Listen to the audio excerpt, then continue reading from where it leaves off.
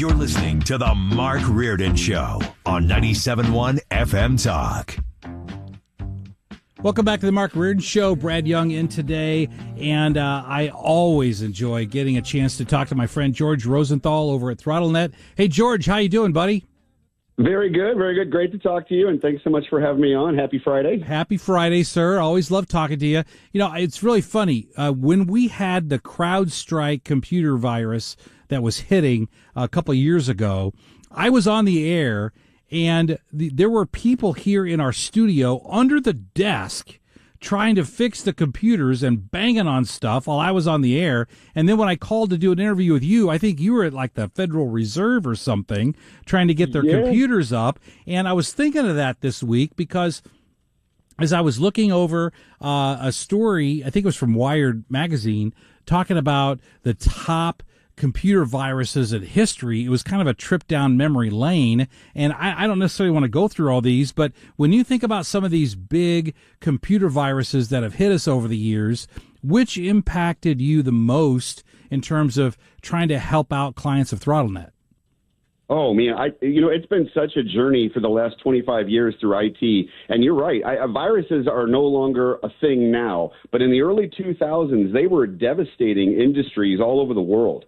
I don't know if you remember things like the My Doom. Oh, sure. That was 2004. That was $38 billion in damages. And, and remember the I Love You virus in 2000? Everybody got these love letters in their emails, and they thought it was from some anonymous person that liked them, so they'd click on it. And next thing you know, their whole computer's gone. And, back in the 2000s, those were very destructive pieces of code that were written to just do that, cause as much damage as possible, and they did. They were very good at causing hundreds of, in a lot of cases, tens of billions of dollars. But now it's kind of evolved into how do we get paid for this? Yes. So if I'm going to write a code, I'm going to write a virus. How do I get paid? Back in the day, it was mostly about causing chaos and mayhem across the world, and now it's all about getting paid. Right. And so companies across the country, and when I believe it was, I forgot which one it was, but there was a major attack on water systems and gas stations in the Southeast that really took down things. And it was obviously a ransomware situation. But sometimes I think we get lured into this false sense of security that says, well, these hackers who are trying to do ransomware attacks, they're only going after the big companies. I'm just a guy that works from home. I'm just a 4-person office. But this issue of ransomware has really evolved to the point that now it impacts everybody, doesn't it? Well, boy, you just described the show me state mentality to a T when it comes into the IT world. It's never going to happen to me. That only happens to big companies. This is all about anybody getting shut down. So what they used to do, like the viruses they'd go out and cause immediate havoc. Now, the malware is still part of a virus. They still use virus code to do all of this. But what they do is they sit for up to 100, 120 days on your network, watching everything and learning when the best time to strike is, how your data can be sold on the dark web, how can we lock you up and then charge you. So no matter how big you are, by the time they go to ransom you, they know how much you can afford. So if you're a small company with 4 people and you can only afford, let's just say a $14,000 ransom, they know that. They're not going to ask you for $100,000 if you can't pay the $100,000, because remember, it's all about money. They just want to get paid. And what's wild about that is, I guess there's honor among thieves, because you can negotiate with these people.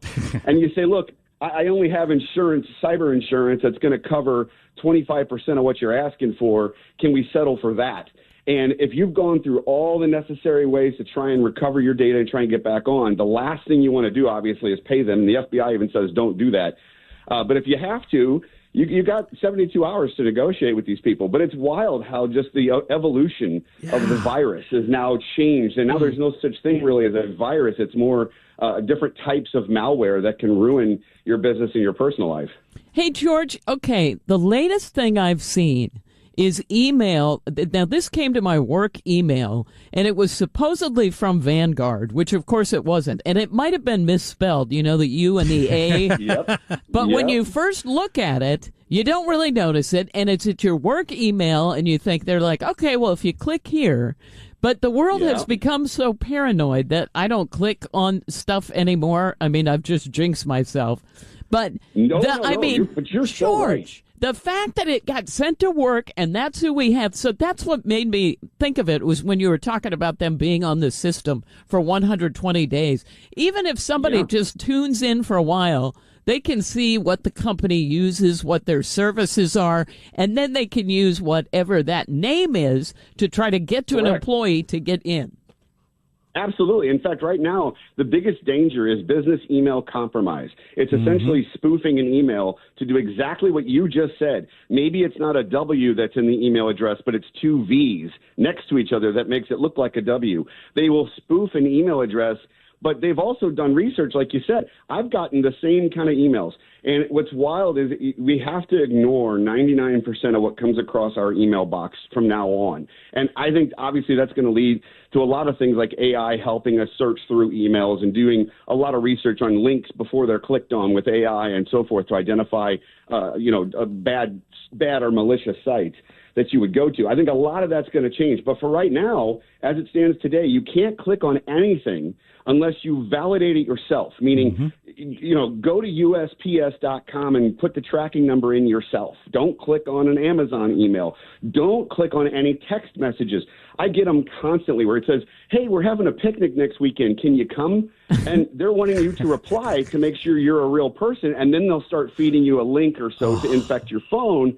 Then you take your phone to work, and if you don't have a bring your own device policy at work, you can infect your work network because you infected your phone. Unbelievable. So it's nonstop, and it's a constant cyber war. And I would just love if the show me state mentality would get their heads together and go, look, this is going to happen to me sooner or later.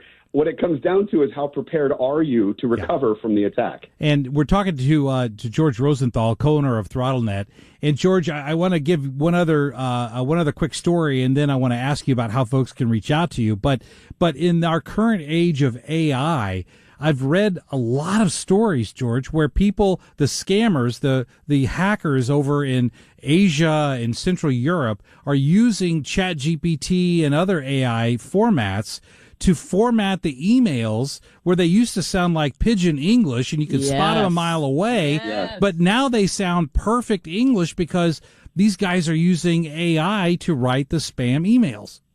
And you are 1,000% correct, and it gets even scarier to the next level in the way that now you're going to send out an email, right? You're going to put a link in there.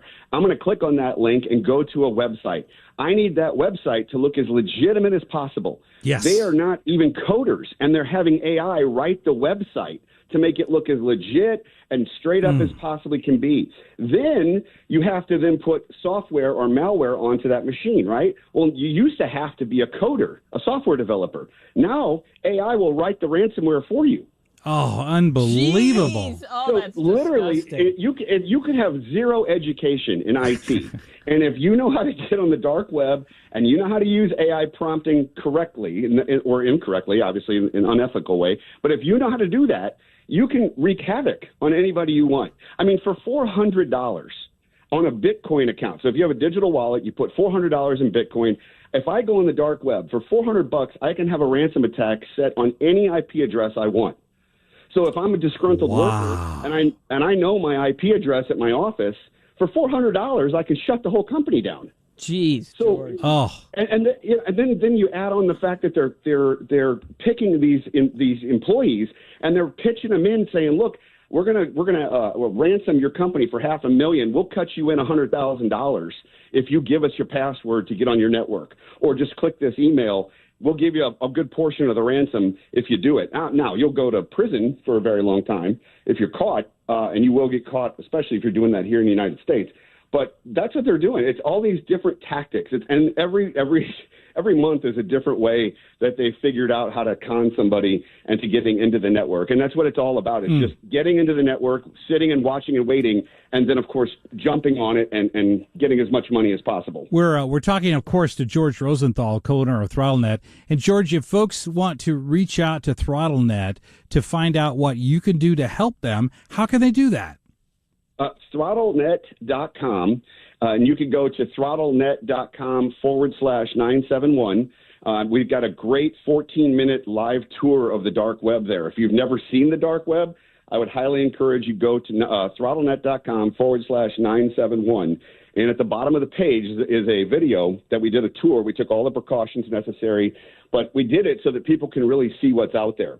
And we show you stolen bank records. We show you guns with no serial numbers, all kinds of ways to do all kinds of crazy stuff that you'd never think of is possible outside of a movie or some sort of Netflix TV show. But it's out there, and it's coming for you no matter what. It all depends on how prepared you are to recover from the attack. George, you're amazing. Hey, thanks for taking time out of your schedule today, buddy. Anytime. I love talking to you guys, and hope you guys have a fantastic weekend. You too, George.